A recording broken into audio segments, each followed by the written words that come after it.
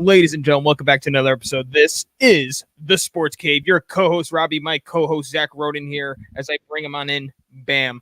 Zachary, it is finally, you know what, Zach, just one more time,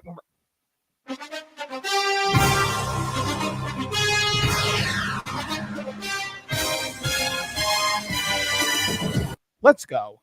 It's time. Oh, it is in fact time, sir. It is in fact time. It is, well, and I guess technically not today, but we are on NFL season eve. NFL season opening day eve, I should say. It's better than Christmas Eve, Robbie. You know, it's better than New Year's Eve. It's better than all the Eves combined, because finally this is the start. Not to diss baseball, because I know you're a big baseball guy, but this is the start for me of some real men's sports. I take this moment to salute you. The Bobby greatest boy, thank you very much, sir. I hope you are excited for our little showdown on Sunday, my good friend. So let's I guess we'll have to wait and see what happens in that game. We'll be getting to our picks later on for that, but I'm feeling pretty confident in my boys this season, Robbie. I mean, you should. Tough division. I mean, when's the last time you ever felt this much confidence in your Cleveland Browns without talking any smack? Yeah. Just like a genuine question. But we have a lot to go over today, especially in the football, folks. We're going to be doing a lot of You just ignore my question. Sorry, what'd you say to me there? I said, when's the last time you felt this much confidence in your Cleveland Browns heading into a season? I'm not to be honest with you, Robbie. I'm not like okay. You got to tell your dad he's got to chill out in the damn comment section, for Christ's sakes. He's on control. I'm not like I don't want to say I'm confident. I'm not even really overly confident this is going to be a playoff team, regardless, because of how good the division is and how good the AFC is now. But, I mean, it's very elite. This is the best. This is the best the AFC has ever been. Exactly. So it's like, I mean, they could be a playoff team. They couldn't be a playoff team. I don't see them being like a division winner, to be honest with you. I mean, maybe that foreshadows a little bit later on in the episode, but I'm excited. You know, I'm excited to see how Deshaun bounces back from the shoulder surgery. People forget he was 5-1 last year before he got injured. So, you know, obviously Nick Chubb out for minimum. Significant shoulder injury, and he was balling. Exactly. So maybe now with a fully healthy shoulder, maybe we're going to see a different Deshaun Watson this year. Maybe he's finally going to look – I don't think he's ever going to look as good as what we're paying him, but maybe he'll finally just live up to a little bit of that potential where it doesn't suck so much to swallow that amount of money every single year. Which I think that's something that you really, really need. But Mr. Robbie, before we get into the football here, I think we got to change pace here a little bit, unfortunately. This isn't the news that we want to report, but it's what we have to. Yeah, last week, I believe it was Thursday evening in New Jersey, hometown of Johnny and Matthew Gaudreau. We're out on a leisurely night bike ride the night before their sister's wedding, when a drunk driver, I guess, just plowed right through them and took their lives. Now, I mean, just like this was when Kobe passed, Robbie, I'm sure like I wasn't a really big basketball fan, but obviously like that kind of shook the whole sports world, right? The world. And I'm not comparing like just the obviously Kobe was one of the greats of the sport. So obviously there's a big magnitude to that as well. And I'm not comparing the two at all because they're two very different things. But just the feeling I had when I found out this was true, I was like just like fucking gutted. And like you don't even know the guy either. You just feel for the family. Like Johnny's brother, had a kid on the way. Johnny's a father. Matthew's already a father. I mean, it's just horrible news. And honestly, I just for like the city of Columbus too. I believe now that this is like two like pretty tragic deaths that their players have had now in the last couple of years.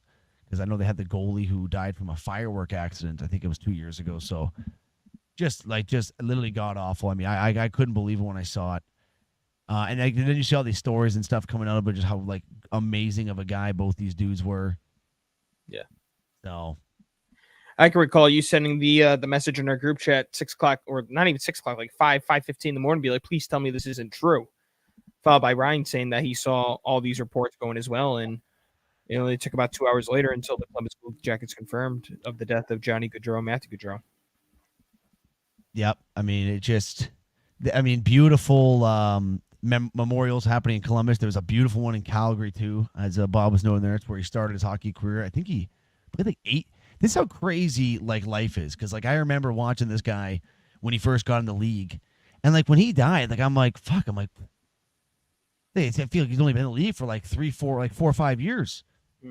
Just like he was 31 years old, obviously still extremely young, but it's just like time just flies on you like that. And I mean, if you're going to be drunk driving at any time, you are just an absolute. If you're a piece of shit, but if you're drunk driving like that at fucking hammered drunk with a guy who already has a DUI too, from what I was reading, at like 7:00 in the afternoon, like what is wrong with you, man?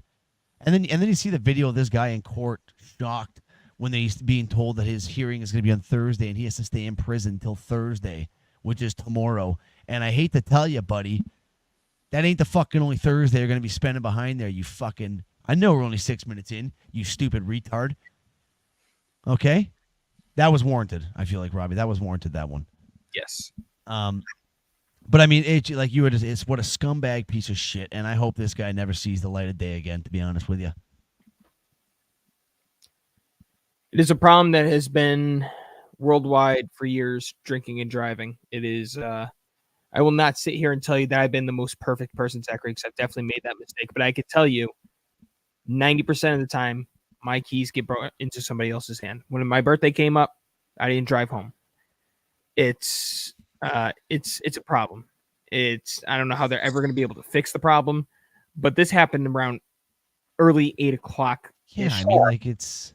Like, what are you doing getting hammered that early? And like the fact the sister's fucking wedding the next day, man. Like that is just that's like the one where you just sit there and just like, oh, like, I mean, obviously you're gutted for everybody, but like that family, like that guy literally just ruined an entire family in a matter of milliseconds. Or not ruined, I should say, but just changed an entire family in a matter of milliseconds. Jesus Christ, I can't even speak right now. You know what I'm trying to say. Yeah. I believe he did mention his brother Matthew, who was also struck and killed in the accident. This took place in Salem County, New Jersey. They were riding their bikes on the side of the road, and they got struck by a drunk driver who allegedly was trying to go around 2 cars that were in front of him and came at a rapid speed. Hit both of them. No, I was reading, actually. You know what? It doesn't matter how it happened. Actually, I was reading something about how it happened. It doesn't matter how it happened.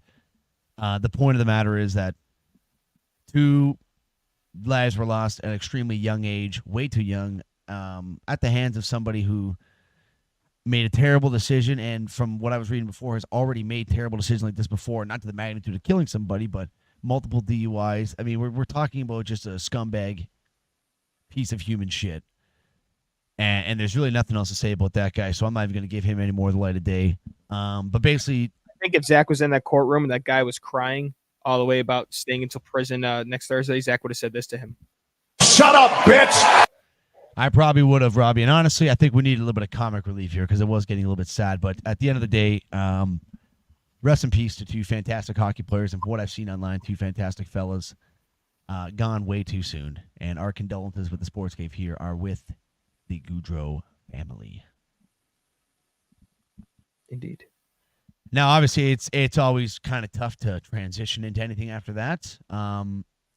Like I said, we're going to be getting into some football later, folks. But obviously, that's just terrible news we have to report. There is one more piece of hockey news here before we move on.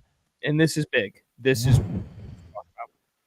We have a contract that has never been seen before in the NHL, Robbie.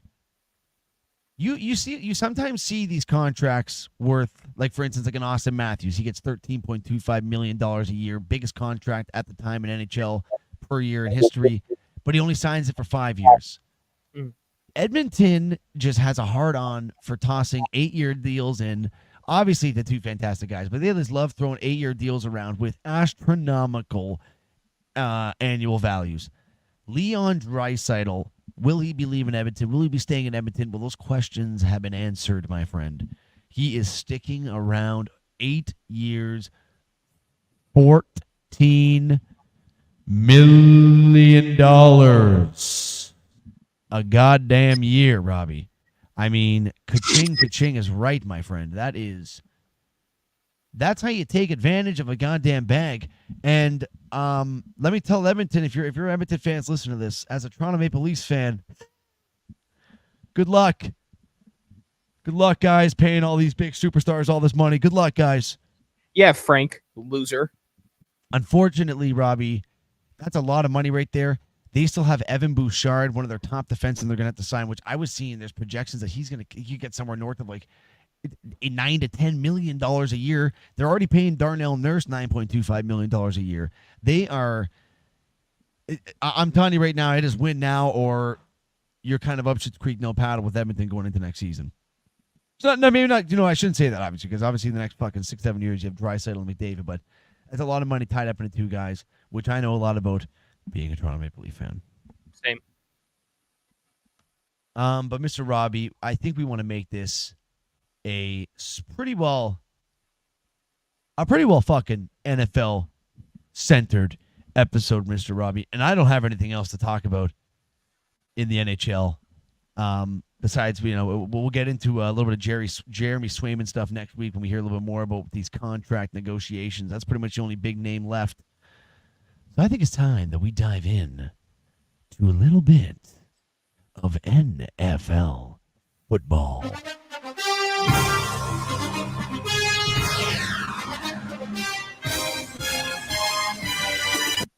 Do you think when we're talking football, I should just do this voice? Zachary. Okay, sorry. I have breaking news.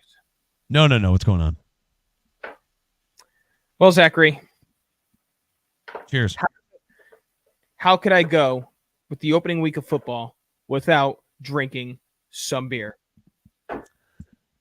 That's right, guys. Robbie was gay there for about 3 episodes, but guess what? He's gay no more. Not that there's anything wrong with that, guys. Not that there's anything wrong with that. Samuel Adams Oktoberfest, and he's back to being gay. What does that taste like, Oktoberfest? Is there like a pumpkin-y taste to it? Or am I just saying October because for some reason October is just giving me like a pumpkin vibe? Or is it just like a... It's like its own thing. Yeah, I don't really... Let's see, Oktoberfest. Malt brings so much to great beer. That's why we developed a unique malt to provide a robust color and smooth, rich flavor like you.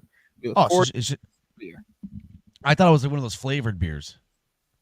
It's just a enhanced version of like they have their seasonal drinks with Sam Adams. They have their summer ale. They have Oktoberfest. They have their winter ale. This is their all ale. Bam, bam, chicken and ham, Mr. Robbie. Well, because of 2K. Whoops. Well, Steve, completely understandable. It is 2K opening week, so it's completely understandable that you're late, but we are glad that you are here. Thank you. Yes. Ploof. Everybody, how are we doing tonight, folks? Let's get this fucking shit on some stories, folks. Let's get some shares. Let's get some humans in some seats to watch this motherfucker here because we got a big football episode coming here, Robbie. And would you like to start going over some of these goddamn signings in the NFL? Zachary, I would. And I'd like to start off with the one that 49ers fans were highly concerned about because after they got Brandon Ayuk, it looked like everything was lost. It looked like, well, we don't know if we're going to get Trent Williams signed to a contract and we're going to be without the best left tackle in football. But that all changed on Tuesday as Trent Williams and the San Francisco Niners agreed to a contract extension Tuesday. 3 years, $82.66 million with $48 million guaranteed. Zachary, what are your thoughts on the Niners locking up Trent Williams for the next 3 years, who I believe is either 35 or 36 years of age? Well, I mean, there's really only one thing left to say about that, Robbie, and that's football.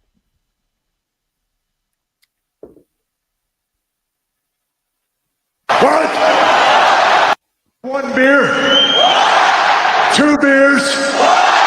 3 beers? What? All right. I got tears from that one, Robbie. I just chugged a tall boy. Well, about 3/4 of it. That's a big contract for a 36-year-old, Robbie. And I understand the magnitude. I'm literally have tears in my eyes right now. I understand the magnitude. Thank you, everybody. I understand the magnitude of having of having his presence in that lineup. I mean, he is an absolute game changer when he's out there. Necessary to the success of the 49ers here, if we're going to be honest with you. That he's that good. But, I mean, it's a decent amount of cash, to be handing out to a 36-year-old. And I also saw, I fucking really wish I would have saved it, Robbie, because I saw a goddamn tweet where they were listing some of the position players on the San Francisco 49ers team and where they rank via annual salary compared to the other position players in that position on other teams. They have like 9 guys who are first, second, or third highest paid players at their position on the San Francisco 49ers. The only guy they have that is a good bargain price right now, and it was very low on the list, is obviously their quarterback Brock Purdy, who's still on his rookie contract.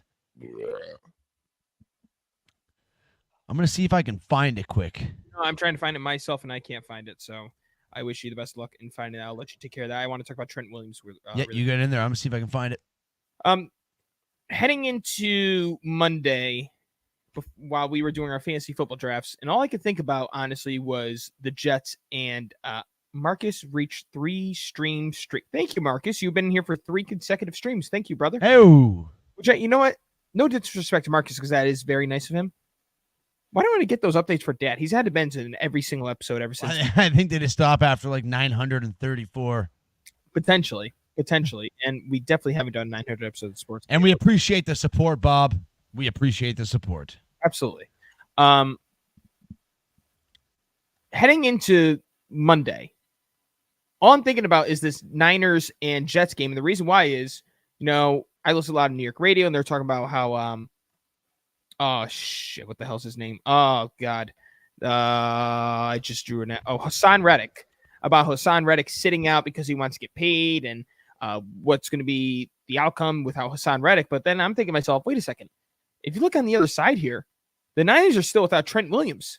Say what you want about Hassan Reddick. I mean, you got 2 other guys that are going to be able to rush the quarterback. No problem. Trent Williams is the best lineman, arguably, in football. And that is very important because what position is he? Left tackle. And what does left tackle do, Zachary? Mm-hmm. Yes, they do.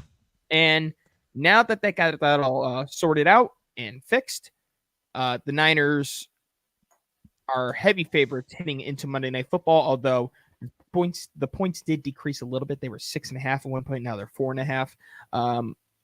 But Trent Williams, going back to the Niners, they had to do this. If they let this sit out for a long period of time and God forbid Brock Purdy, you would hate to see it. I found it. Send it to me. Okay, it's getting sent. It's on Twitter, right? That's what we're doing here? Yes, send it to me. Oh, yeah. Boom, bitch. Look at that fucking goddamn list. They're paying a lot of money to some position players here, my friend. Please hold. Okay, here we go. Share this tab instead.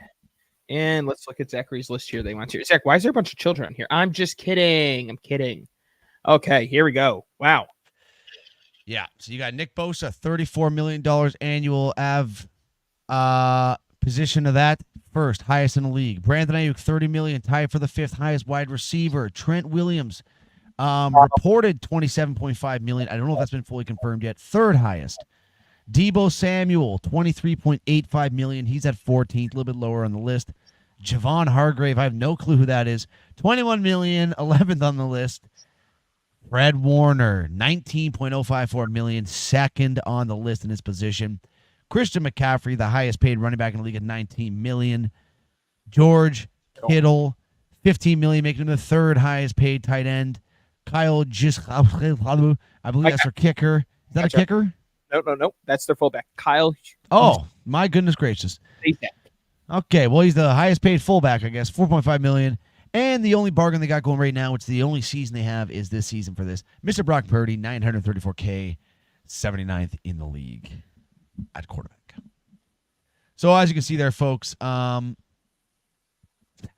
spending some fucking dollars there in San Fran. Yeah, because the time is now. It hasn't been any better for the 49ers. The only thing stepping their way was Patrick Mahomes and an elbow injury to Brock Purdy the year prior, too. Yep. I mean, you got to stay healthy to win, and it's obviously tough to be Patrick Mahomes. Ask the last 2 teams that faced him in the Super Bowl. That Chiefs team is legit. But Robbie, like you said, I think this was a deal that had to get done on the end of the San Francisco 49ers. I mean, just kind of completes this very similar roster to what they had last year, and it goes back to the old saying, if it ain't broke, don't fix it. So maybe this year they'll finally be able to get over that hump. We'll just have to wait and see. Now, Zachary, speaking of San Fran, we're trying to get in a good roll here, but again, we would be robust to not break this news, as everybody I'm sure has seen. Very unfortunate coming out of San Francisco. Yes. That is their first-round pick, wide receiver Ricky Pearsall, was shot in the chest Saturday night in San Francisco, and you could see him walking into the ambulance. And according to a lot of reports, he said to one of the paramedics, "Am I going to die?" That's scary within itself. He was in serious condition, but is stable. He is now in recovery. And there is a chance he could suit up for the 2024-2025 season. Now, Zachary, I don't know if you remember Charles Barkley making the joke with Draymond Green about why people don't want to go to San Francisco anymore because people might want to get shot. And when we were talking about the San Francisco Giants this offseason, I brought that up, and it wasn't because of politics. It's because it's the goddamn truth. San Fran is like a third world country. And Ricky Pearsall, someone tried stealing his Rolex off of his wrist, and he ended up getting shot because of it. It's ridiculous. It's very bad in San Fran right now. Very dangerous. Sorry, my dog's losing his fucking mind up there again, for Christ's sakes. Yeah, honestly, and from the story that what I heard about this guy, dude, it sounds like one of the most badass stories I've ever heard in my life. Fights the gun off the guy, gets shot in the chest in the meantime, walks up to the paramedics. I mean, this guy's tough as nails. I'm sure, not even a doubt in my mind, he's going to make a full recovery, and he'll be a nice asset to go alongside this receiving core that's already pretty stacked in San Francisco. So we'll just have to wait and see more about it. But I mean, this guy, thank God, nothing bad happened. Well, I guess, can't say nothing bad happened, but thank God the worst didn't happen. And it's looking like he will make a full recovery. So, and that'd be, I mean, what a comeback story if that motherfucker comes back and plays a few snaps this year. He's going to get mad puss. I think no homo. I don't know if you saw the guy. He's a pretty handsome fella. I think he was already probably getting some tang beforehand. Yeah, but now he's got a story about him getting shot and he survived. Yeah, and he's also a wide receiver in the NFL. I think you just snap your fingers and that comes with a blowjob. I mean, but yeah, honestly, it's a pretty fucked up story.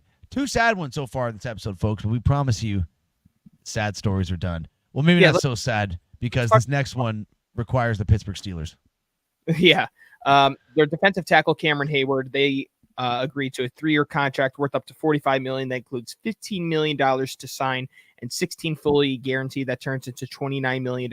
All of that made zero sense in my head when I saw that all correlate out when they wrote it out. So is he making $20 million, $29 million? But one thing's for certain, 16 fully guaranteed.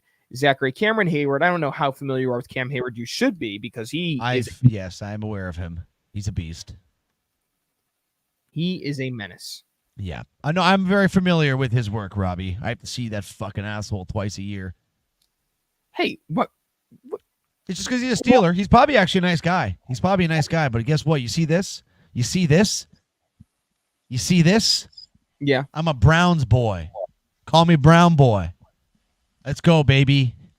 No, I will not call you that because that's a contradiction. What do I mean by that? You are white. Yeah, but I'm brown at heart. For my Cleveland Browns. All right. So that's the update with the Steelers there. But there is some breaking news as of early this morning, which was flabbergasting. The Denver Broncos and 2-time Pro Bowl cornerback Patrick Surtain II reached an agreement today on a 4-year, $96 million extension that includes $77.5 million guaranteed, now making the highest paid defensive back in NFL history. First-round picks. This is an interesting stat for you here, Zachary. First-round picks from the 2020 NFL draft who have been extended. Put Patrick Surtain in there. Trevor Lawrence, 5 years, $275, which I think it was insane. Jalen Waddle, 3 years, $84.75 million. Good signing. Penny Sewell, 4 years, $112. Great signing. Devontae Smith, 3 years, $75 million. Great signing. Christian Darsaw, 4 years, $104. Don't know who that is, but if he's worth that much, must have been a great signing. And Zavon Collins, 2 years, $14 million. So basically, they're just the boys are getting paid here. Oh, they're getting paid. They're getting paid. Now, obviously, I've heard of Surtain. Is he worth this much money? He is this good? He's that good. He just plays for Damn. them. And it just seems like the market just keeps getting reset for these guys. Every single contract just resets the market. Are we ever going to see like a plateau, you think? Or is this just going to progressively just keep going up to where in 45 years, the cornerbacks are going to be making like $175 million? It's going to keep going up because the NFL is a business. They continue to make a ton of money. They're getting crazy amount of dollars for these games. They're getting crazy amount of dollars for their playoff games. With more money, more revenue comes more money for the players. The quarterback one that one blew me. That thing, it skyrocketed. It's insane right now. It's at a peak that we never like. $40 million 10 years ago was like, damn, almost unheard of. Now it's like 40 million is the minimum they get paid. You're for. Daniel Jones. Yeah. But Patrick Surtain, that is the one guy you got to worry about when you're playing the Denver Broncos when you have your WR1 because he is a very good corner. So fantasy football's here, Zachary, and I don't know how you did with your teams, but you know what? Can I go over my team quickly with you before we get in? You can tell me how I did because I don't know. Okay. I can, if you want, I could load up my my Yahoo account on here, and I could show both of my teams or three. All right. Excuse me. Well, while you're doing that, your dad, Bob, you're beating me now in fantasy baseball, you bastard. That's not. While you're doing that, I will load up mine, and I will just just tell you it because I don't have the tech skills. At quarterback, I got Josh Allen. Mm-hmm. Okay, I might have reached for him a little bit. I had second overall, and I chose CeeDee Lamb at second overall. So there you go, Bob. Filling out the other wide receiver slot, Michael Pittman Jr. The running backs, I don't want to say weak, but like a little bit weak. I have Josh Jacobs and Alvin Kamara. Well, is it a PPR league or is it half point? PPR league? That's why it's point per reception. Yeah. Kyle Pitts is the tight end, so hopefully he can figure it out with Kirk Cousins. I'll tell you what, right now, we need to get rid of this stupid standard football leagues. Half point PPR and PPR, please. Yeah, so I agree with that. Hell wants to play at once. Never again. Never. The flex spots, I got Chris Godwin, and this guy I'm pretty big on this year, Robbie, because I think at some point he's going to take over as the RB1 in Cincinnati, Chase Brown. I think he's already going to head into the season as number one. The kicker I also went to Cincinnati, Evan McPherson. Dallas defense, the bench real quick. Brian Thomas Jr., the Jacksonville wide receiver rookie, big on that guy this year too. Probably the starting running back for now for the Carolina Panthers. Chuba Hubbard, another Canadian actually. Jerry Jeudy from my Browns. Michael Wilson from the Cardinals. Ty Chandler from the Vikings, and ending it off, backup quarterback, Baker Mayfield. You're shitting me. You drafted Baker Mayfield as your backup quarterback? Fucking right. Dude, I swear to God, that was the best available guy. Oh, my God. What? I'm going to use him for one game. You should have just drafted another position player. Why? They're not going to play anyways. Whatever. All right. Bench. Not bad, Zachary. Now I'm going to show you my team here. Okay. Okay. This is my 12-man league. So we have Joe Burrow, Jalen Waddle, Christian Kirk, Jahmyr Gibbs, Jonathan Taylor, Sam Laporta, David Montgomery. In case you can't see here, 3 Detroit Lions. And the reason why I elected to do that, Zachary, 2 reasons. 1, anything, God forbid, happens to Jahmyr Gibbs, I have the backup. Number 2, the Lions had one of the highest scoring offenses in football last year.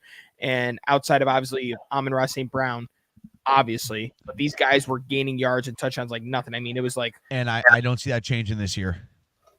Agreed. And Dave Montgomery is just like a safety blanket as of right now, and I'm probably going to take him out of my flex spot. On my bench here, we have DeAndre Hopkins, who's probably going to be out week 1. Jameson Williams, God forbid anything happens to Amon-Ra St. Brown. A lot of lines here. Pop Douglas, I was caught in the late rounds and didn't really have much to choose from. Romeo Doubs, Justin Herbert, snagged Nick Chubb. We're going to hold on to Nick Chubb. Young Huku in Buffalo's D, and that is one of my 3 teams. And now let me give you the Sports Cave League, the one that is outrageously expensive, but you're missing out anyways. And while you're load that up, while you're telling me that, I'm going to load up an email of a trade proposal that I got today that will make you laugh. All right, sounds good. And actually, have it loaded up, Zachary. I am going to load up that roster. Yep, go on right now. Let me go. Oh, that's a pretty solid team so far.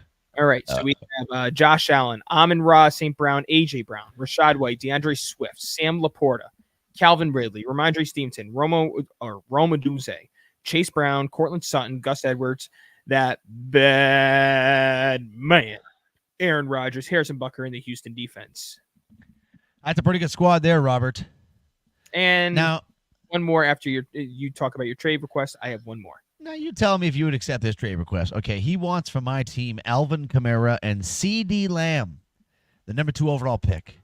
He knows I'm a Browns fan, so he's being a little asshole. He offers me Kenneth Walker III, Mike Evans, and an injured Nick Chubb. And who are you giving up again?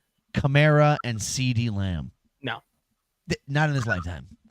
You should tell him to get his brain back because he is retarded. Worth it. Worth Well, it. that's my good friend Bray. Okay, I'm not going to tell him that at all. I'll tell him. You're retarded, Braden. Okay. Okay, and here is my good friend Joey's league.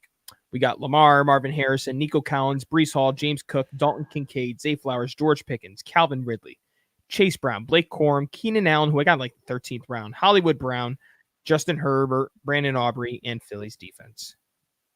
Now, I was reading something today. Do teams normally have the same returner for punts and kick returns?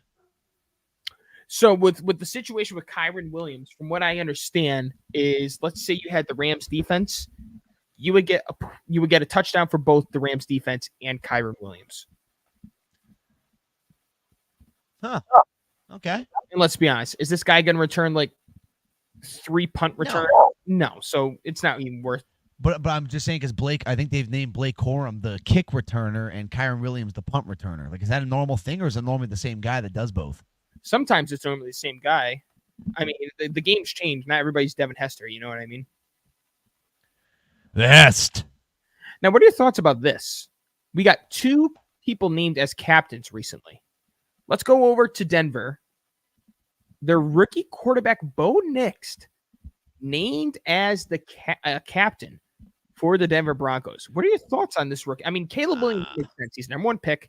He's what everyone thinks is going to be a franchise quarterback. That make Bo Nix, this guy we were taken way after in like the 2nd or 3rd round compared to Michael Penix. I guess after what they saw in preseason, they're looking at a guy that they think is going to be their future for hopefully for the next decade or so. I mean, obviously he performed incredible in the preseason, but let's pump the brakes here, folks, as we're talking about preseason. But we're also not in the locker room. We're not on the field. We don't see how he acts around the guys, and maybe he's just one of those guys that just has that kind of electrifying, rallying personality where people just want to get behind him. And I mean, I'm expecting. Oh, Jesus Christ, Robbie! I'm expecting very, very little from the Denver Broncos this year. But you never know.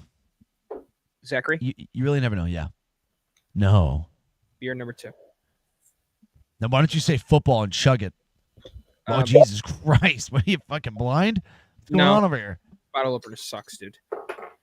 But, Robbie, I don't mind it at all, to be honest with you. It shows a lot of confidence. It probably instills a lot of confidence in the young buck as well, too, coming into his first season to show that his coach, and, I mean, not just any coach. We're talking about, one of the, I guess you can use kind of the term legendary coaches in the game. So, I mean, I think it's a big move. Like I said, I'm expecting Denver to be absolutely abysmal this year. Maybe I'm wrong. Maybe they're the Houston Texans of last year. Who knows? Maybe we get a story like that out of them this year. Of the Houston Texans. Stephon Diggs named as a captain. What are your thoughts on his first year there? Everyone called him a mental head case. What are your thoughts on Stephon Diggs being named as a captain? I don't like that at all because, I mean, we all know what you're going to get with Stephon Diggs. He's a fucking diva. Obviously, he's got talent. He's past his prime. Let's be honest. He's looked not Stephon Diggs-like, especially last season. And I don't know. You hear about all these horror stories about this guy out of Buffalo. He doesn't get along with the quarterback. He's fucking ranting and raving on the side, throwing all these little tantrums. I don't necessarily know if I'd want that guy in a first-year role with my team to be a captain. Like, I think I'd want to give it a year, Like, let's see how it plays out. Let's see if this is some new and improved Stephon Diggs, not this emotional kind of roller coaster who's pretty goddamn good at football, Robbie. Pretty goddamn football, but you just said that he's going to fall off a cliff, essentially. No, I just said he's past his prime. I mean, his prime. We're talking about a top 5 wide receiver in the league when he was in his prime. Just Now, because he's past his prime doesn't mean that he's not still a fucking great wide receiver. Let's not forget, they restructured the contract in some sort of form. I forget how, that he's a free agent after this year, named the captain. So what if he has this locker room, like, believing him? What if he's actually leading the guys better than what everybody's anticipating by him being a diva? Like, what if we see Tank Dell and Nico Collins really thrive because of Stephon Diggs? Then, like I just even talked about just with Bo Nix, we're not behind the scenes. I'm not there to hear what's being said behind the scenes. So maybe this is exactly what he's doing there, and maybe that's why he got this role, or maybe it's also kind of like not like a mind game from the Texans, but maybe we give him this, kind of keep him happy, because we have seen how good this guy can be when he's connecting and when he's in a good mood, not good mood, I guess, but when he wants to be somewhere, I guess is the way I should say it. Because I think we can both agree, Robbie, his last 2 seasons in Buffalo, he did not want to be there.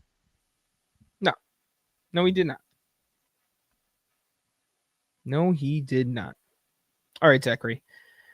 I think that's just about it with NFL news. Now, folks, we know how much you love when we do our NFL picks.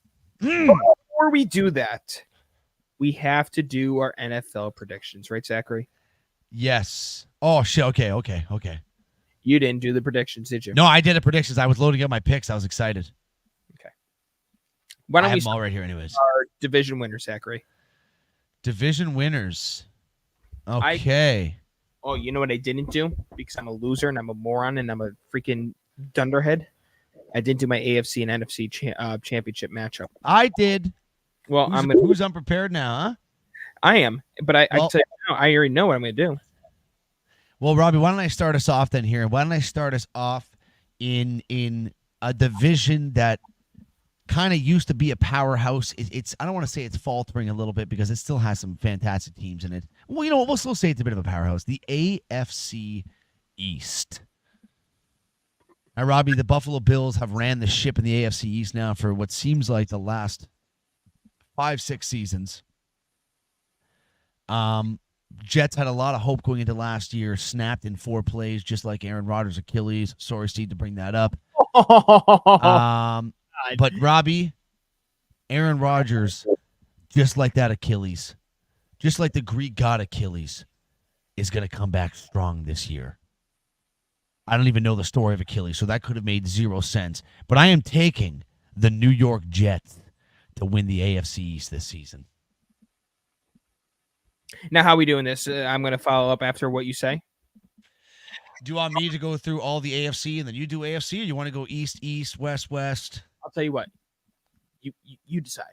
Let's go East, West. Let's hear your East, then we'll go like that. Okay. In the AFC East, the New England Patriots will be coming in last place by far, by like a billion fucking games. I mean, fucking Lord, that just came out of your mouth. But I had to.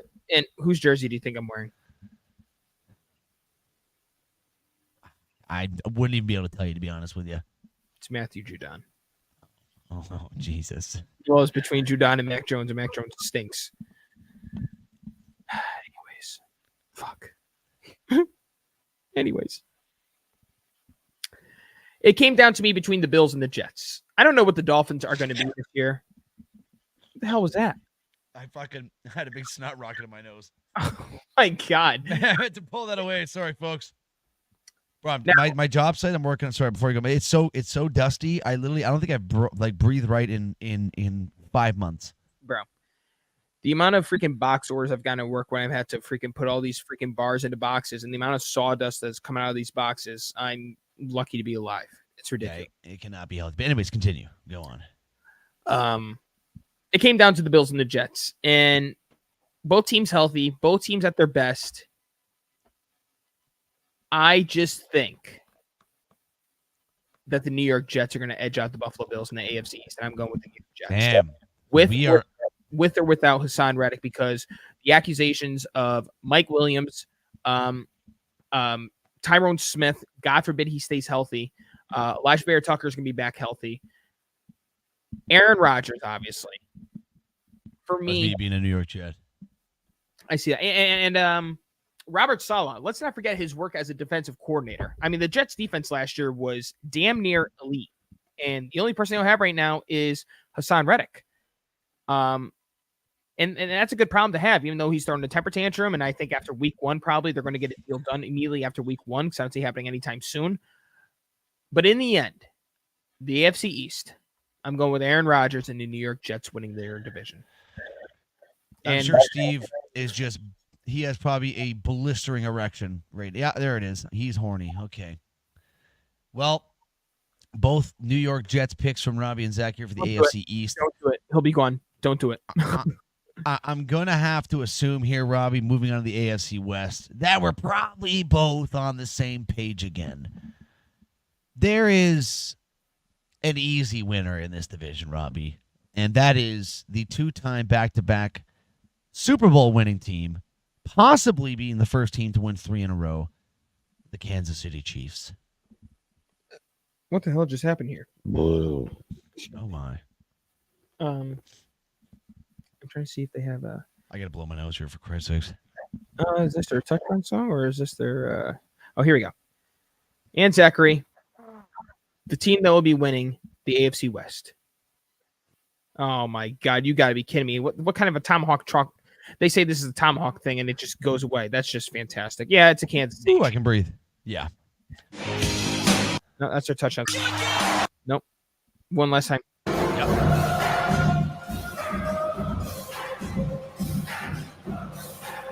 Hiya. Hiya. You know, that's absolutely not what it's supposed to be, but it was the closest thing I could find. Robbie, moving on to obviously the most compelling division for me. It is my AFC North. It features my Cleveland Browns, the Pittsburgh Steelers, the Baltimore Ravens, and the Cincinnati Bengals. Damn good division. And I'm going to be a realist here, Robbie. I don't think my Cleveland Browns are going to win the AFC North this year. All right, I'm just going to say that out loud. I hate this. I hate to pick Baltimore, but I think that team is defensively they're just really good. Lamar is one of those multi-dual quarterbacks. Yes, I think he makes a lot of mistakes, and I'm kind of hoping somebody takes his head off this year. Sorry. Oh my heck! You know, it's just a big hit. Knock him around a little bit. You know, send a message. I'm not saying injure him, but send him a message. But unfortunately, I just think with the uncertainty of what's going on with Mr. Jamar Chase in Cincinnati, losing Joe Mixon as their running back, I think it's going to be a lot of bit of a weak position for them. Baltimore brings in Derrick Henry as their running back. I think it's going to have to be the Ravens division this year again, Robbie. So it's not the Browns? Unfortunately not.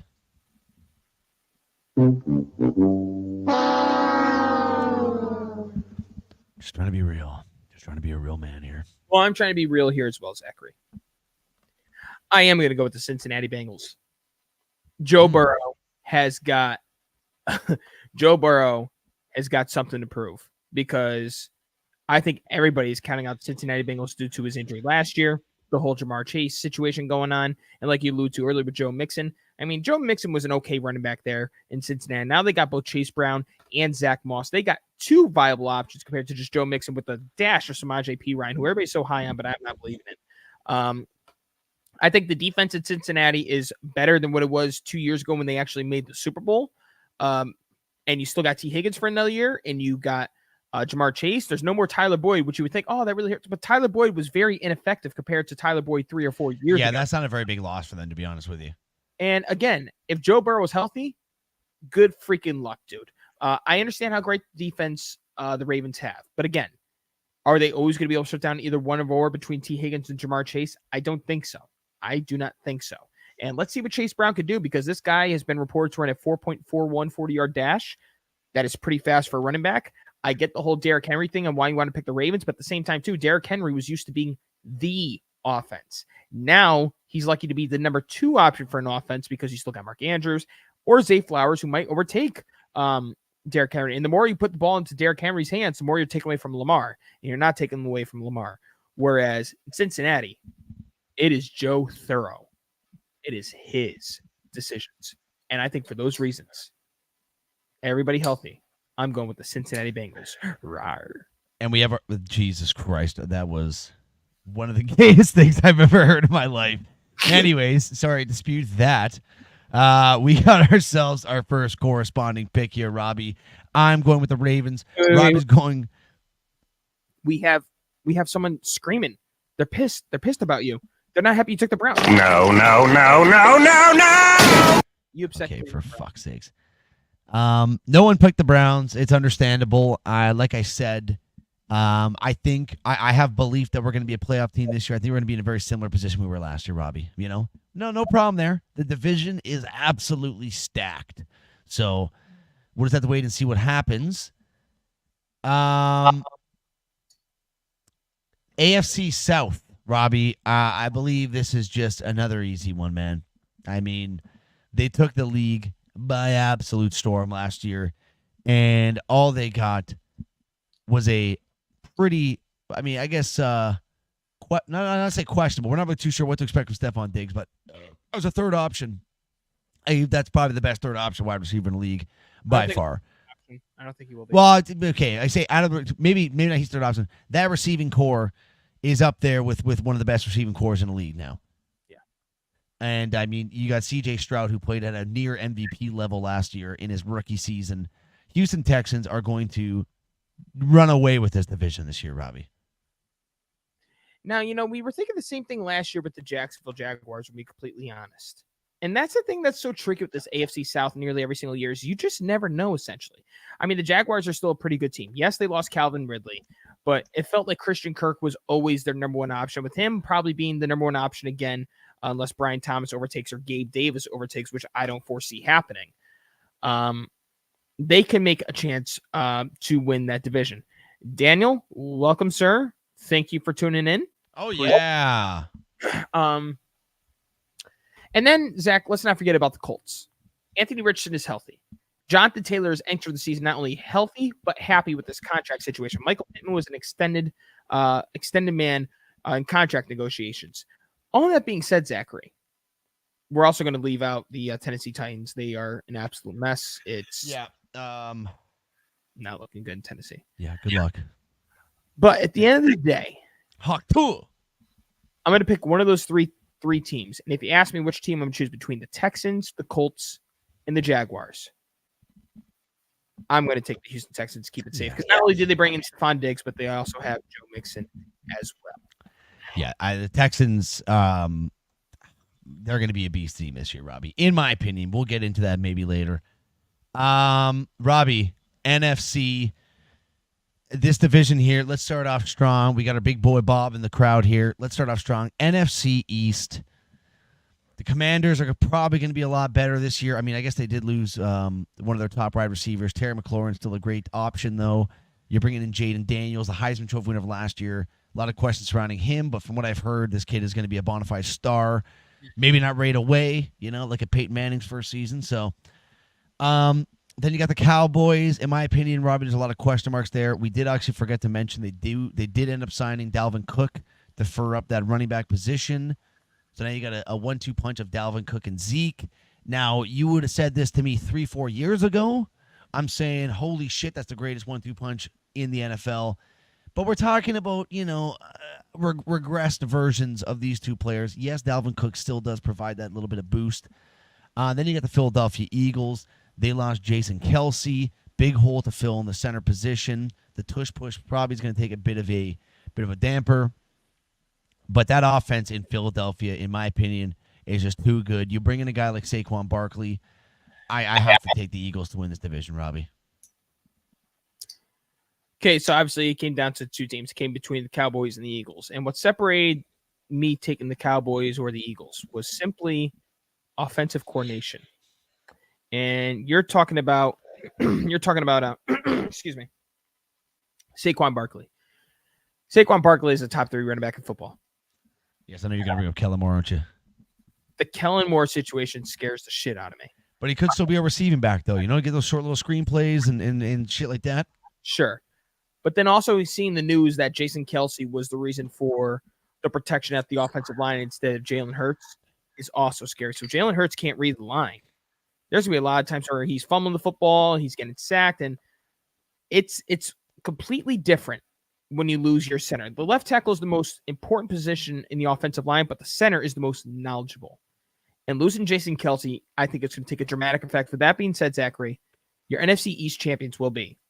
How about them Cowboys? Wow. Dallas Cowboys. Bob's going to be happy to hear that one there, Robert. And if Joey were here, I'm sure he'd be happy. And if Isaiah were here.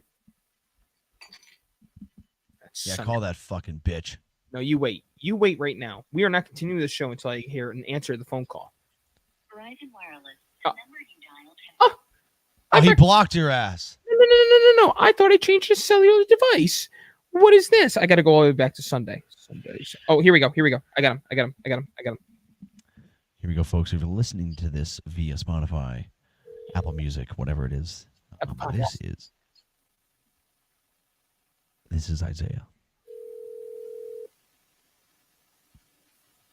We'll see. Good feeling he's not going to answer. I'll leave him a message. Yeah.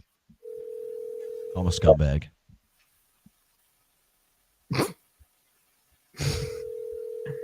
You know what I was thinking. Yeah, don't do that. Do not do that. Please leave your message for 4. Oh. You can still hear it. Blah, blah, blah.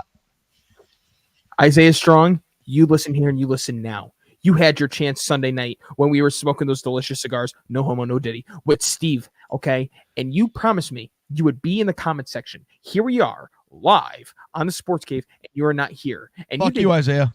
Predictions. And Zach said, F you. And you know what? I agree with Zach, you little bitch. Oh, okay, and that was very candid there, folks. And why don't we move ourselves on to the NFC West? I'll give you guys a round of applause there.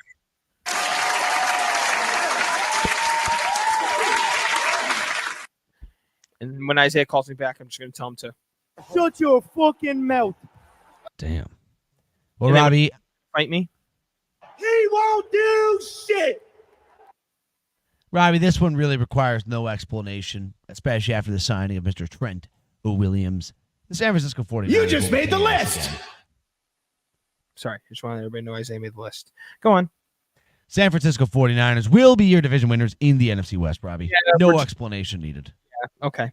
Yep, agreed. Next.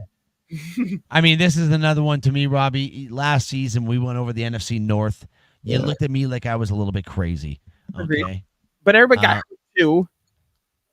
But this Detroit Lions team, Robbie, is something special. And they are going to absolutely dismantle this NFC North. Now, which does have some good teams. We're talking about a reinvented Chicago Bears team. Mm-hmm. We're talking about, I guess you can sort of say, a reinvented Green Bay Packers team under Jordan Love. No, I wouldn't say reinvented. I think a further established. Okay, but whatever term you want to use. So it's not going to be a runaway for them. I think the team's got better around them. Maybe not so much better in the Packers area, but I mean the Bears got a hell of a lot better. Mm-hmm. But the Lions, who's the only guy they lost off season was Josh Reynolds, I think the guy's name was. They lost Reynolds and they lost Reynolds, that's it. Yeah. And I mean, realistically, is that really a big major part of their offense? No. So this Detroit Lions team is going to be something special this year, Robbie, and they will be your NFC North champions. Now, it came down to the Lions and the Packers for me because you can't ignore what Jordan Love did last year. He was absolutely incredible, and then you add in Josh Jacobs and you move on from Aaron Jones. But that Lions team, if Dan Campbell was just smart enough to kick a couple field goals, they would be in the Super Bowl. And I think that although I still like his edge and his grit and is willing to continuously go for it on fourth downs, in certain situations, I think you just got to understand that this is a 2-possession game. If I kick the field goal, I'm going to kick the field goal and play it safe. And I think that is something he's going to do logistically better this year. And for those reasons, it's crazy to say in 2024, and my first time ever since watching football, I'm taking the Detroit Lions to win the NFC North. Have a great time with Pete. We will see you on Monday. Take it easy, Bob. Thanks for stopping by, Bob. Okay, we both got the Lions there. We have one more division to go over, and then a couple conference champions and a Super Bowl, award picks, and then all of our weekly picks here, folks. So much more to go here. The NFC South, Robbie, was kind of an interesting one. Obviously, you got the Tampa Bay Buccaneers, who were a pretty surprising team last year. Then you have the Falcons bringing in Kirk Cousins. They got Bijan Robinson. We're expecting a big year from Drake London and Kyle Pitts under a quarterback that can actually put the ball in their hands. I mean, then you have the other two teams. I mean, the Saints, I'm not expecting too much from them. The Carolina Panthers, we can just write them right off run them off a cliff. So for me, it comes down to the Buccaneers, and it comes down to the Atlanta Falcons, and I think it's impossible to ignore what the Falcons did this offseason. They did. I'm gonna have to ride with them next season, Robbie. Not to mention, too, you bring up Kirk Cousins, but don't forget the accusation of Matthew Judon as well, who is a fantastic edge rusher who has something to prove because he thinks he's worth X amount of dollars. The Patriots didn't want to give it to him. They trade him over to Atlanta, and he says, I'm not signing no contract extension. I'm going to show to everybody what I'm worth. This guy nearly averages almost 10 sacks a season, which is very important. That's something that the Falcons have really lacked since the Super Bowl was a rushing defenseman, and he will get to their quarterback. For me, it was very easy to pick the Atlanta Falcons. They're going to be a hell of a team this year. Agreed. Okay, Robbie, why don't we get into let's get into an AFC championship game prediction here. There's so many good teams that could be there. I'm just going to get right into mine, Robbie. And I'm going to tell you right now. You're biased. It does not feature the Cleveland Browns, unfortunately. What? It doesn't feature who? Now. The Cleveland Browns. My AFC championship prediction obviously is going to feature the Kansas City Chiefs. I mean, it's really impossible not to put them there. And I think, Robbie, they're going to be going up against C.J. Stroud and the Houston Texans. Wow. I'm a dumbass. Why is that a dumbass pick? Can I ask? I just like get you all riled up. I think it's a pretty good prediction. What? You're sticking by Kansas it. City Chiefs, Houston Texans are my AFC championship guessaroo. You calling me a liar? I ain't calling you a truther. I'm definitely not calling you a truther because you don't have your Cleveland Browns in there. I'm very shocked. Listen, I have learned my lesson about setting unrealistic expectations. Mm-hmm. Do I think that they might have a talented enough roster to maybe surprise some teams and make a run? Mm-hmm. Fucking right I do. But do I also think there's about 10,000 question marks? Also that as well. In my opinion, Robbie, and obviously this is me being biased, I think with the defense and with maybe a healthy Nick Chubb when he comes back, I think that they have a roster that could maybe do some damage in the playoffs. But like I said, it's almost like the stars have to align. So I'm not going to get my hopes up. The Chiefs, obviously, is a team you have to put in there. The Texans surprised the hell out of me last year. They only got better. I think they're going to be a war, just an absolute howitzer of a squad this year. Texans Chiefs in the AFC Championship. Well, Zachary, I'll tell you what. You say that it's guaranteed that you need to put the Kansas City Chiefs in there, correct? You don't have them in there, do you? But I'm just asking you a question. That's what you said. Well, I'm not saying guarantee, but I mean it's very tough to leave that team who made the Super Bowl, won the Super Bowl last year, and theoretically on paper probably got a little bit better. Who the hell does Toby hate that he's like barking? Yeah, hey, dude, he's just a fucking nutbag. I'm gonna go up there and I'm gonna choke slam him pretty soon. I'm not actually going to. He's my little puppy, but he is one yappy little bitch, I tell you. You picked him out. I know. I picked out a fucking retard. Oh, Zach, what did you do? What did you do to Toby? What is Toby saying? I broke my back. What do you mean by that? You My broke back is broken. what? A Get into vertebrae your or goddamn or- fucking preview Spinal. pick. For Christ's sakes. Are you talking about choke slamming your dog, you piece You're of crap? teasing me right now with not having the Chiefs in your championship, AFC championship. I'll tell you the first team I have in there. The first team I have featured in the Cincinnati AFC Bengals. from the AFC North. It doesn't have to be the Bengals. Don't forget, we're not talking about our wild card here. It could be the Ravens. It could be the Browns. It could be the Steelers. The Ravens made it last year.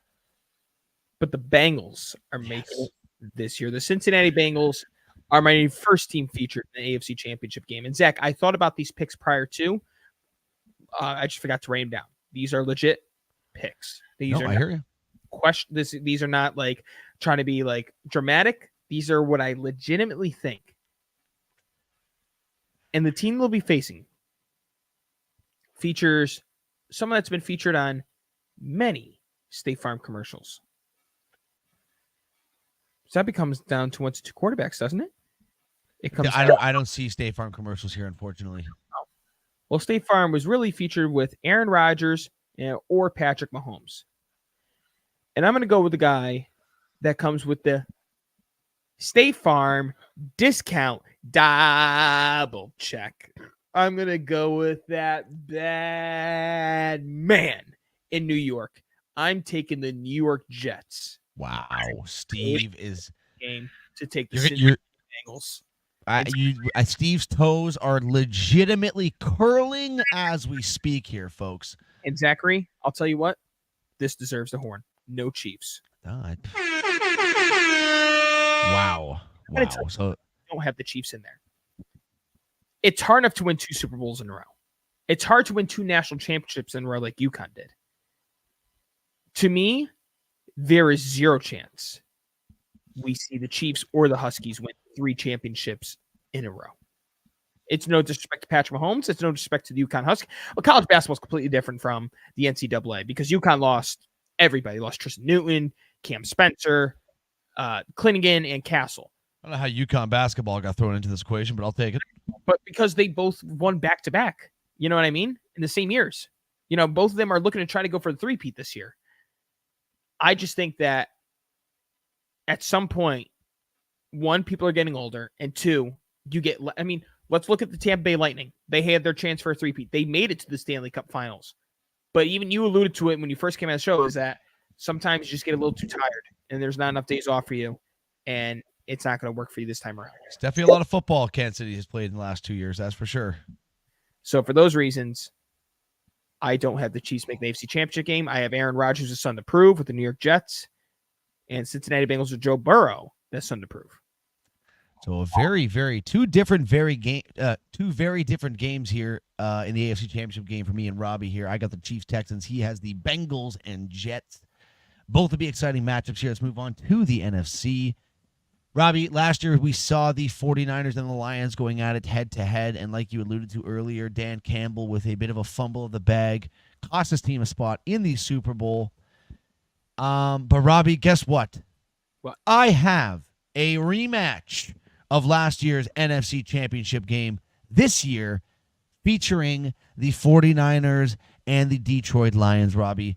49ers, I mean, what you see is what you get with this team. You got fucking Deebo Samuel, Christian McCaffrey, Brandon Ayuk bringing him in, Trent Williams on defense, Brock Purdy, who is on offense. Sorry. Yep. Brock Purdy, as a he's come to know as a very reliable quarterback option for them, which seems to be pretty easy when you have that sort of star-studded cast in front of you. It's very tough not to have them in there. And like I don't know why I'm so high on the Detroit Lions. Maybe it's because of what they did last year. Mm-hmm.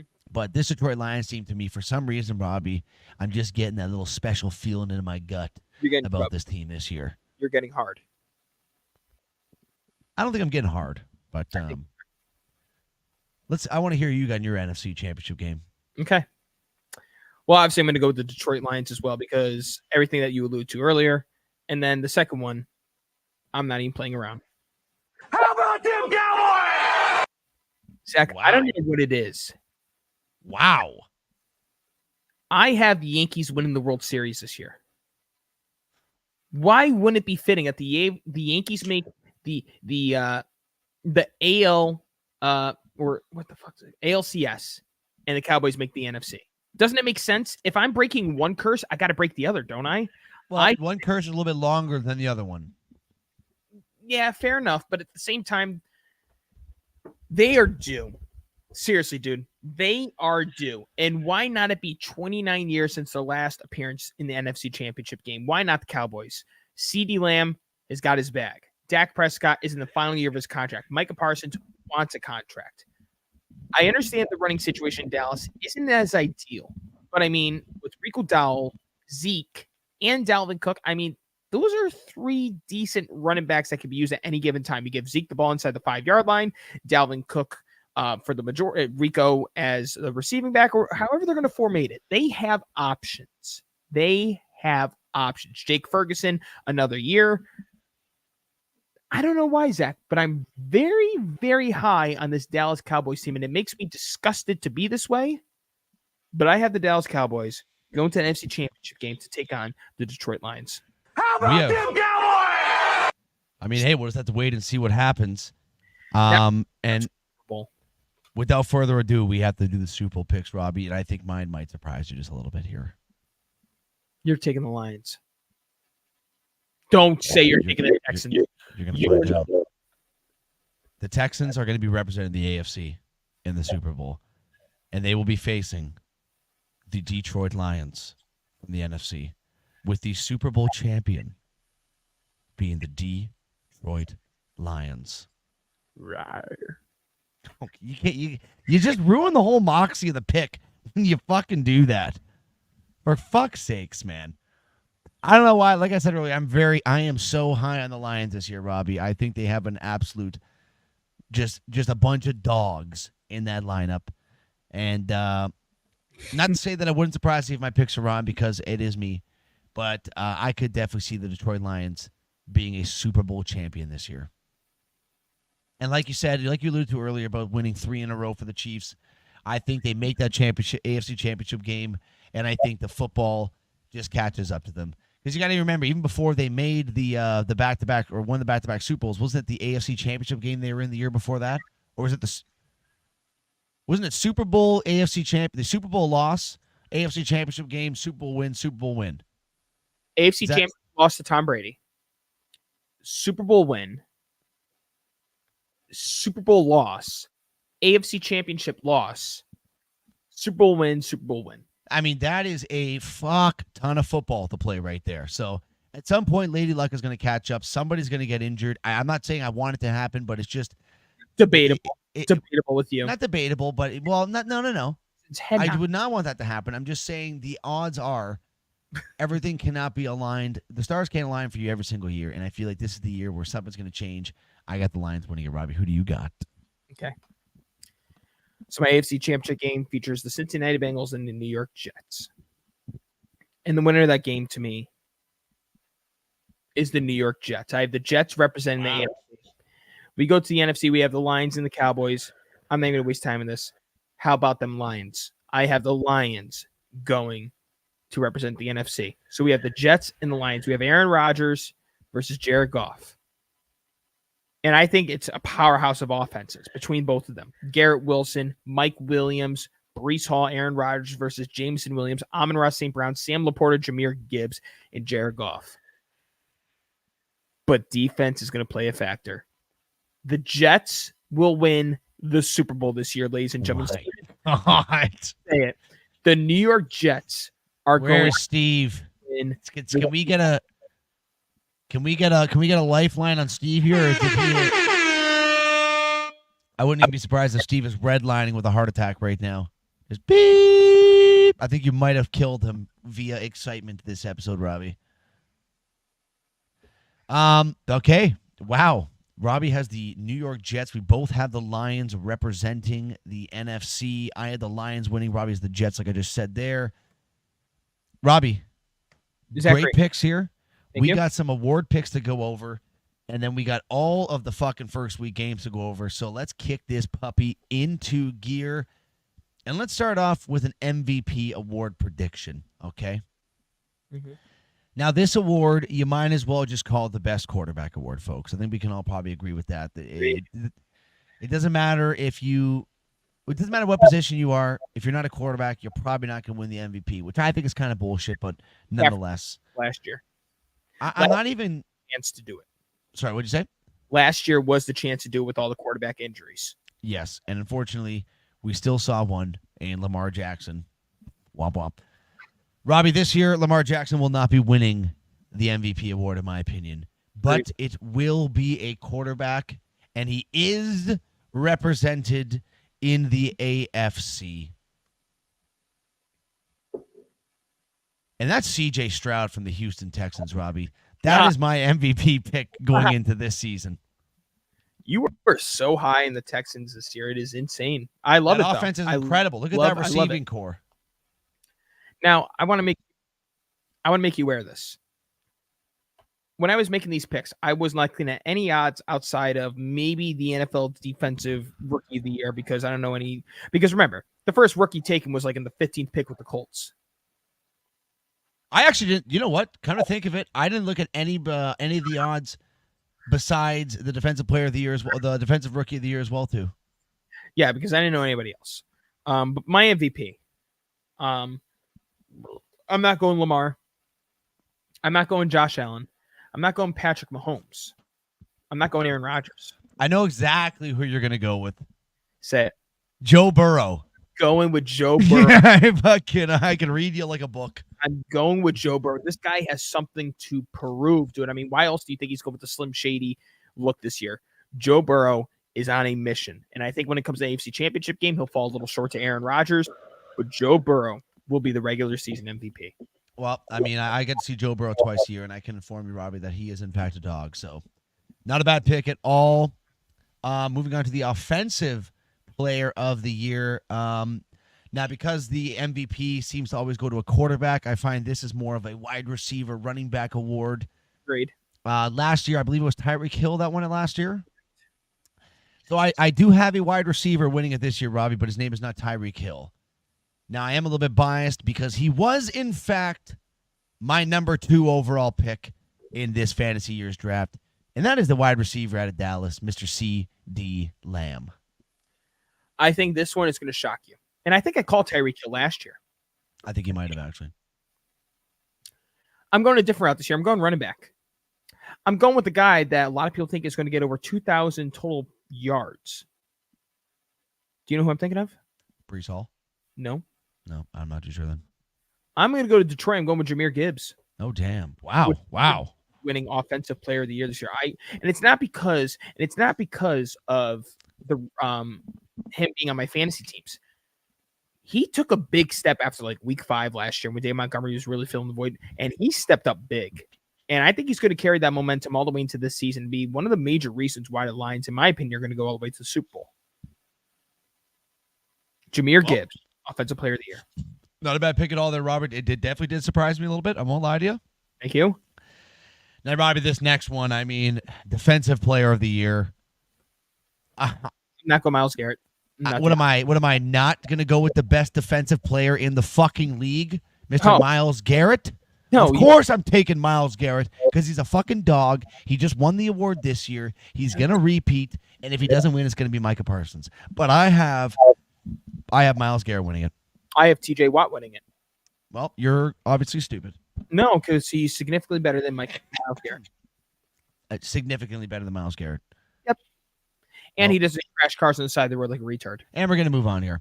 Offensive Rookie of the Year, Robbie. This one came down to me between 2 wide receivers. Hold up. Yep. This one came down between 2 wide receivers to me, Robbie.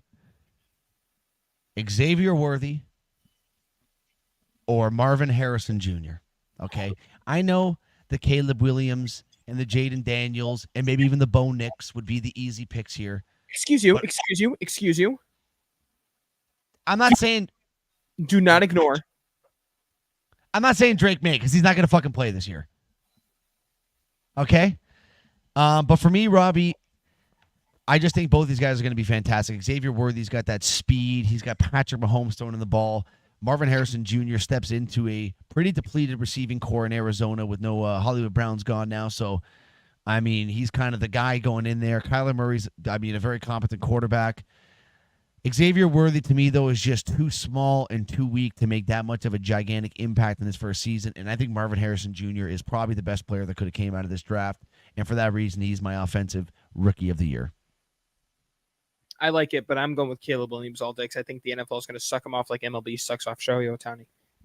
Okay, wow. And Robbie, honestly, this next one, the defensive rookie of the year. I mean, thank God Plouffe is in this chat here because I'm going to be honest with you, folks. I had not heard of any of these names before. But my good pal, football correspondent, Mr. Jonathan Plouffe out of Boston, Massachusetts, informed me that this Dallas Turner fella was a absolute dog at Alabama. He plays for the Dallas Cowboys. That will be my pick for defensive rookie of the year. That one, I did check the betting odds. I believe he is tied at the top for the highest odds at plus 400. I went with the Rams. I went with Jared versus. My pick will probably be wrong, but that's okay. But you know what picks aren't going to be wrong, Zachary? These ones. Our weekly NFL picks of the sports game. Okay, now how do we do this here, Robbie? How do we do this here? Do we go, because for those of you guys who are listening right now, we're doing a bit of a game this year where we're going to pick every single game throughout the week, but 3 of the picks we have, we're going to be taking on the spread, and we're going to be giving them points per se, where one's going to be worth 1 point, one's going to be worth 2 points, and the other one's going to be worth 3 points. We're going to keep a tally, and at the end of the year, whoever wins, wins. Whoever loses, loses. And I'm assuming there's going to be some sort of a punishment that comes along with it. There's got to be. Here's how we're going to do it. Okay. I'm going to read off every single game and every single spread to the game. I have it right here in front of my face. Okay. This is off of ESPN.com. We are going to go through every single game, and you're just going to pick up the winner straight up. But if you do have them as your 1 point or your 2 point or your 3 point, then you mentioned to write that in there. Okay, I like that. Okay. Does that get you horny? Yep. That's pretty good. Okay, here we go. Let's start off with tomorrow's game. Oh. Cannot wait for this game. Don't know how to stay awake, but I'm trying. I don't think I'm going to be able to watch it. We will have the banner raised in Kansas City as they have won their back-to-back championships. I believe their third in franchise history. The Kansas City Chiefs featuring Patrick Mahomes and the Baltimore Ravens featuring Lamar Jackson. The spread is in favor of Kansas City by 3. They are 3-point favorites. Zachary, who are you picking to win in Arrowhead Stadium? So I'm going to start off by saying I do not have one of these games in my spread pick for this. But I have the Kansas City Chiefs beating the Baltimore Ravens in a very, very tight game to start out the season. I think they're going to be riding high with the banner raised. That stadium is going to be rocking.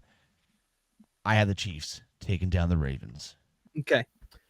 The Chiefs did lose last year, but I'm not taking them back-to-back years to lose. I'm going with Kansas City taking down the Baltimore Ravens. And now, Zachary, we move on to our next game, where we got to go all the way to Brazil. As Vin Diesel once said, you're a long way from home. This is Brazil, as we have the Philadelphia Eagles taking on the Green Bay Packers. Neutral field, no home field advantage. Tickets as low as $245, according to ESPN here. Jesus Christ. Who is the spread favoring, Zachary? Who do you think? The Eagles. The Eagles. By -2.5. You are correct. And with that being said, Zachary, I'm taking the Green Bay Packers week 1. I'm going with that as my upset. And I'm going to sound the horn for that because it is horn worthy. Well, Robbie, surprising pick. And let me tell you one thing right now. I am taking the Green Bay Packers as well in a week 1 upset. We all saw last year what happened when the Buffalo Bills and the Jacksonville Jaguars played a game. I believe it was in London. The Bills looked like a absolute bag of dog shit, and the Jacksonville Jaguars gave a smoke job. These international series games to me are so hard to call because you're dealing with so many more issues such as jet lag. You're dealing with unfamiliar feel of the turf and all this jazz. And also, the Green Bay Packers are going to be a good football team this year, Robbie. We're talking about a team that almost beat the San Francisco 49ers last year in the playoffs, fell just a little bit short. The team that fucking bent the Cowboys over and showed them just every single state in America last year in the first round of the playoffs. I think the Green Bay Packers are going to be good this year. I think they start off 1-0 against the Eagles. Go, Pack, go! Go, Pack, go! Ryan, if he was here, he'd be happy to hear it. But he's not here because he's a queer. But we're going to, I guess we both have the same picks going into this. You know what, Zachary? I thought we'd be a little bit different in these picks, but I got a good feeling we're going to be different in this one, Robbie. Oh, never mind. Yeah, I was going to say I'm reading off the things here. You Go wagon. on. You moron. Say you're a moron right now. Nope, not going to say it. Okay, fine. Okay. The first feature of our 1 o'clock games that I have listed here. The Atlanta Falcons and the Pittsburgh Steelers. Russell Wilson versus, I believe Kirk Cousins is going to start week 1. With that being said, the Atlanta Falcons are 3.5-point favorites, Zachary. But I am not taking either spread. But I will take the Atlanta Falcons to win this game against the Pittsburgh Steelers. Well, Robbie, Why why don't you get your little notepad out and write +3 Atlanta Falcons -3.5 over the Steelers. What? Wow. Tell me That why. is Give me the reasons. I again, it's my same feeling about the Lions that I have with the Texans, that I kind of have about this Atlanta Falcons team this year. Obviously, not near as high on the Falcons as those last two teams, but you bring in a goddamn great quarterback. Not a great quarterback. You bring in a very competent quarterback. You got Kyle Pitts, who now is a quarterback to throw him the ball. We saw him in his first rookie season, what he can do. He has looked terrible in his last 2 years, but look at the guy who's been throwing him the fucking football. Drake London, I think, could be a borderline star if he has someone putting the ball in his hands. He now has it in Kirk Cousins. You got Bijan Robinson, who could be projected to be, at minimum, he's being projected to be a top 3 running back in the league this year. Maybe by the end of the season, he's now the new guy. I just think this offense is going to be so electric. I know the Steelers' defense. It's a great defense, don't get me wrong. But I think the Steelers are really going to struggle offensively this year. And for that reason, I think the Falcons take them by the 3.5-point spread. I like it. I mean, both teams are featuring new offices, new quarterbacks, obviously. George Pickens is going to be the number 1 option over there in Pittsburgh. How's he going to react to it? We'll see what happens, bud. You got that right. Okay, so are you taking the Falcons or the Steelers to win this game? Falcons -3.5 is my +3 pick. That's your +3 pick, and you're taking them to win your weekly picks, correct? Yes, that's my highest one. Okay. Well, I'm not talking about your weekly picks. We're separating. Oh, Falcons to win, and 3-point play. yes. Okay, perfect. Next game.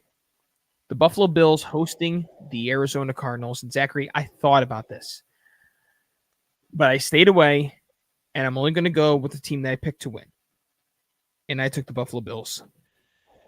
Robbie, I too put some serious thought into that one as well.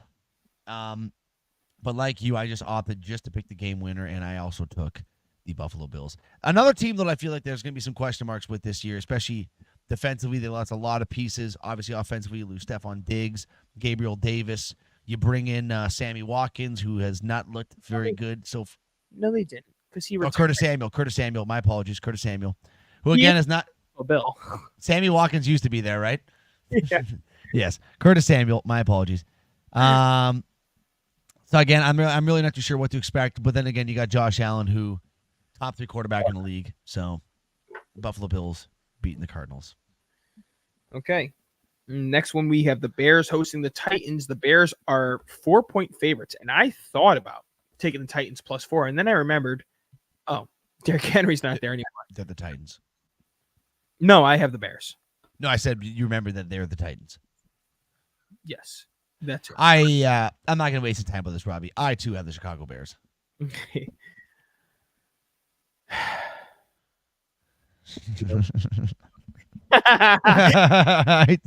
I know exactly where we're going now. We're on to Cincinnati. We're on in Cincinnati, where the Cincinnati Bengals host the New England Patriots. And Zachary,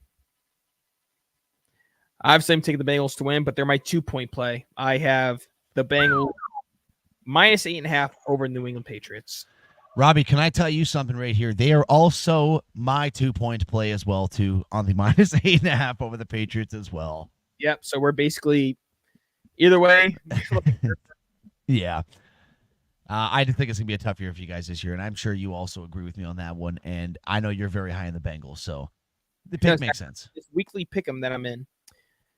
There are 2 things, or there are 4 things for tiebreakers: the Monday night game, the Sunday night game, and then they have who will score the most points this week, who will score the least. I had the Bengals scoring the most and the Patriots scoring the least. And I don't blame you right there, to be honest with you. And I think it's going to be a correlation that I'll wait till Drake May comes in. Bengals win. Damn it. Okay. We have the Houston Texans and the Indianapolis Colts. The Colts are the home team, but the Texans are favored by 3 on the road, Zachary. I mean, I'm going with the Houston Texans. I'm not going to take them on the spread as one of my plus plays. Mm-hmm. However, I do feel pretty confident that they will cover that spread. I mean, you got the quarterback at Indianapolis who hasn't played a snap in God knows how long. And a lot of people got to remember about Anthony Richardson. Before he came into the league, the guy had started like 11 games over a 2 to 3 year span. He has not played that much football within the last 3-4 years. Yeah, So, no, I agree with the Houston Texans as well. I mean, yeah. bringing in Diggs, everything's still kind of correlated outside of the running back, and they're carrying the momentum all the way into this season. I went with the Texans as well. It was very easy for me. Houston. All right, Jags and Dolphins, Zachary. Dolphins are 3.5-point favorites at home. I don't know what to expect from the Jags this year, Robbie. I mean, Trevor Lawrence, is he going to be good? Is he not going to be good? Now, in his defense, he was very good up And until he was injured last year. Yes. So maybe we see like another Baker Mayfield situation, which obviously I think Trevor Lawrence has a way higher ceiling than Baker Mayfield ever had. So if he can bounce back as a healthy guy this year, he's got a great tight end. He's got a great running back. Christian Kirk is a good receiver. I don't really know too many other receivers they got. Gabe Davis. Is it the rookie Brian Thomas Jr.? Is he Jacksonville or is he Seattle? Okay, I think that kid is going to be fucking good this year. Don't say that. Why? Because I have Christian Kirk. Well, I mean, Kirk, you know what you're going to get, but I think Thomas Jr. could step into a pretty big role this year for him. So we'll have to wait and see. But, I mean, I'm going to take the Dolphins, Robbie. Well, I'm taking the Dolphins as well. It's very hard for me to take the Jaguars when we're so unknown in what they're going to be. Holy shit, Toby. God damn. I know. I might give him a right hand when I get you know what I mean? That's not nice. That's a dog. All right. The New Orleans Saints hosting the Carolina Panthers. The Saints are 4-point favorites. What a barn burner. What a barn burner of a game, Robbie. I'm going to waste no time with this one. I'm not going to watch 1 second of this game. Let's go New Orleans Saints. That's my 3-point play. I had the Saints -4. Get them out of the way because I don't know how many games they're actually going to be able to win this year. You know, I'm saving the Chiefs. I'm saving the Bengals. Fuck, I probably should have done that. I'm going to go with the Saints -4 as my 3-point play and my survivor pick. Saints taking down the Carolina Panthers. Very fair. Very fair. Now, Zach, this one, it can go either way. We have the Minnesota Vikings on the road in MetLife to take on the New York Giants. The Vikings are 1.5-point favorites, Zachary. I mean, this is falling under the same category as the Saints and Carolina Panthers game. I think I'd rather watch paint dry, maybe sit through like a church service. I don't know. You know, I'd maybe jump into a pile of sludge, then sit there and put myself through this absolutely painful display of football that's going to be displayed here. I mean, obviously, I guess this is probably the only time we could say this where Daniel Jones is going to be the better quarterback in this matchup. So I'm going to have to go with the Giants. God damn it, you bastard. Do we have any different picks right now? I don't think so, but I have a feeling when we get to my team, it's probably going to be a different pick. I took the Giants as well, you son of a bitch. Damn it. All right, 4 o'clock games.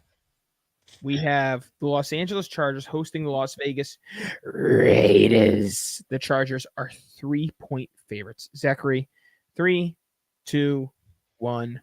Chargers. Yeah. Fuck. I mean, you still got Justin Herbert, right? I mean, yeah, but it's Gardner Minshew, dude, and then it's Zamir White. The only thing that going for him is Devontae Adams. Then there's no receivers you really trust in with the Chargers, but I mean, you trust Justin Herbert. Oh, okay. On my list, I might have made a mistake, Robbie, and I'm going to stay true to what's on my list. Okay. I made earlier today. I actually did, in fact, take the Vikings over the Giants. This is your chance. I'm going to give you 5 seconds. Wait for the countdown. 5, 4, 3, 2, 1. Who you taking? Vikings. So you're switching your pick from the Well- Giants to the Vikings. I don't know why I said the Giants. I'm looking at my list right now. I have Vikings over the Giants, so I'm just gonna stick true with that. So you're going to stick with the Vikings. Yes. Okay, so there's our first different pick. The Vikings you have, and I have the Giants. You're an idiot. Okay, perfect. Let's still have Justin Jefferson. Yeah, well, they have neighbors. Like a good neighbor, Malik is there. Malik can suck on this Deke. Now let's get on to the next game here, Robbie. Who do you got next here? We have the Seahawks hosting the Broncos. The Seahawks are 6-point favorites, and I was like, that's very intriguing, but I don't know. Like 6 points is a lot for week 1, so I didn't touch it, but I did touch the Seahawks. No homo. As my winners against the Denver Broncos. Well, I didn't touch the Seahawks, but I did in fact pick them to win this game, but not for my points picks. Okay, Zachary. The moment you've all been waiting for. You have a bet with my father, and I believe Joey. What? If not, you definitely have a bet with Dad for like 25 or 50 bucks. 25 US. Me and Bob got going. Sunday, 425. Be there, be square. Add a +1 to this, Robbie. Cleveland Browns -2.5. I think it's going to be a slow start for Mr. CeeDee Lamb. Hasn't participated in many practices coming in. Their running back depth, in my opinion, is the word I'm going to use, abysmal. And I know the Browns' running back depth right now going into the season. You can kind of probably use that same term. You got Jerome Ford and I believe Donta Foreman, or whatever the fuck you say that guy's name. Well, Dante Foreman had that neck injury. Is he actually going to play? He's apparently he's fine. So we'll just have to wait and see. But nonetheless, I'd be an absolute fool not to ride with my boys, the Dog Pound, in Cleveland, week 1 against Bob's Cowgirls. Browns -2.5, +1. Drop the mic. Well done. Well, folks. Oh, he did drop the mic. Oh, my God. Oh. Well, as he mentioned, the Browns are 2.5-point favorites as they host the Dallas Cowboys. And with that being said, I think I already took my one point play, right? Did I already mention them? No, I didn't mention them yet. Is it this game, Zachary? Will I be using the Browns -2.5? Will I be using the Cowboys +2.5? I am picking. How about them Cowboys? Fucking dickhead. Cowboys are going to take you down week 1, but I don't have the balls to take my 1-point play. The Cowboys will take down the Cleveland Browns. Make that 2 picks that we disagree on, sir. Now, I will say this year I'm going to be smarter with my Browns picks. I'm not just going to take them every single week like I pretty much did last season. Yes. Doubt it. Okay. The last of our 425 games. By the way, Zach, I'm going to need you to do me a big favor. You're going to have to carry the show on Monday because I'll be lucky if I'll be able to watch any football this Sunday outside of Sunday Night Football. Well, I mean, don't worry. I'm pretty used to carrying this puppy anyway, so we're cool with that, man. Fucking bitch. All right. Washington Commanders going on the road, take on the Tampa Bay Buccaneers. Tampa's -3.5. I did take the Tampa Bay Buccaneers, but I stayed away from that spread. That's a scary spread. I really wanted to take the Commanders in this one, Robbie, but not seeing a professional snap played in Jaden Daniels' career kind of swayed me away from this. Yeah, exactly. And the lack of reception depth that the Commanders have this season. Outside of Scary Terry. Yeah, that's pretty much the only guy they got. So, I mean, this was a somewhat of an easier pick, I guess, the Tampa Bay Buccaneers. Sunday Night Football. This has to be one of your picks. What are you talking about? Did you still have one? Did you still got one of your pluses left? I do, but I don't think I mentioned that I took the Buccaneers over the Commanders, just in case I didn't mention it. Buccaneers over the Commanders. Sunday Night Football. We're going to Detroit. Matthew Stafford's going to make his return for the second year in a row to go to Detroit. I don't know why they keep doing this to him, why he's always got to return to Detroit, right? He's going to Detroit to take on the Lions. The Lions are -3.5 against Los Angeles Rams. A healthy Cooper Kupp, a healthy Puka Nacua, Kyron Williams versus a healthy Amon-Ra St. Brown, healthy Laporta, healthy Jameson Williams, and a healthy Jahmyr Gibbs and Dave Montgomery. Zachary, is this my 1-point play? The answer is no. Wow. But I am taking the Detroit Lions to take down Los Angeles Rams. I, too, have the Detroit Lions taking down the Rams as well, Robbie. And the return of Matt Stafford will have a sour taste in his mouth. I like it. Monday Night Football. And if my math is mathing, I believe we have a +1 play on this one, Robbie. Oh, we do. I'm going to let you take the floor on this one here. Excuse me. Dun dun dun dun dun it dun it dun dun dun dun dun dun it dun it dun dun dun dun dun dun dun dun dun. We are live here on ESPN. Troy Aikman and Joe Buck here as we are in Levi Stadium in San Francisco, California. My goodness. San Francisco 49ers. That's how he talks. The San Francisco 49ers hosting the New York Jets. Zachary, the spread at one point was -6.5 San Fran. It has dropped to 4.5. Those 2 points, Zachary, mean a lot. Would you agree? I would say that's a pretty substantial drop there. Yep. Significantly, Zachary. We're talking about the New York Jets. What? Maybe. Oh, in case you didn't know, Zachary, the guy who ruptured Aaron Rodgers' Achilles last year, Leonard Floyd, who was a member of the Los Angeles. I thought you were going to say the turf. No. Knock on wood. The guy who was part of the tackle that ruptured his Achilles, Leonard Floyd, was on the Rams last year. He's on the Niners this year. Dun, dun, dun. Dun, dun, dun is right. The New York Jets on the road. Aaron Rodgers, who grew up in San Francisco, loved Joe Montana, loved the 49ers. The same thing as Thomas Edward Patrick Brady Jr. Jesus Christ. I knew that was going to get you. So this comes down to my 1-point play, Zachary. Am I taking the Niners -4.5 or the Jets +4.5? I am taking the New York Jets +4.5, and as the outright winners, I have the Jets win this game 24-20. Jets. Jets. Jets. Jets. So I feel like for me this year, the team that I'm high on the AFC is the Texans. I feel like that is the Jets all day for you. And we have another corresponding pick here, Robbie. Like I don't have any more of the plus picks here, but I have the San Francisco 49ers taking down the Jets in San Francisco. Monday Night Football to end off a absolute stacked week 1 of NFL football, folks. We are back tomorrow. Football is live. I mean, we have some fucking games this weekend. I think out of that whole list, Robbie, there's maybe 3 games, possibly 4, that are going to be shit games. The rest of them, we are looking at absolute unreal matchups to start off the season. I am hard as a rock to sit on my ass Sunday, noon, all the way till fucking 10:30, 11 p.m., whatever it is. Must be nice. Sorry to make you depressed. And that's all I got to say, folks. Must be nice. I don't know what that's like. But, folks, enjoy week 1 of NFL football. Be safe. Don't make any dumb decisions. Have a great time, but be safe. Ladies and gentlemen, thank you for tuning to a special Wednesday episode of Sports Cave. As of right now, we will be live on Wednesdays, depending the future of our softball teams, as both Zach and I have playoff games in our respective leagues tomorrow.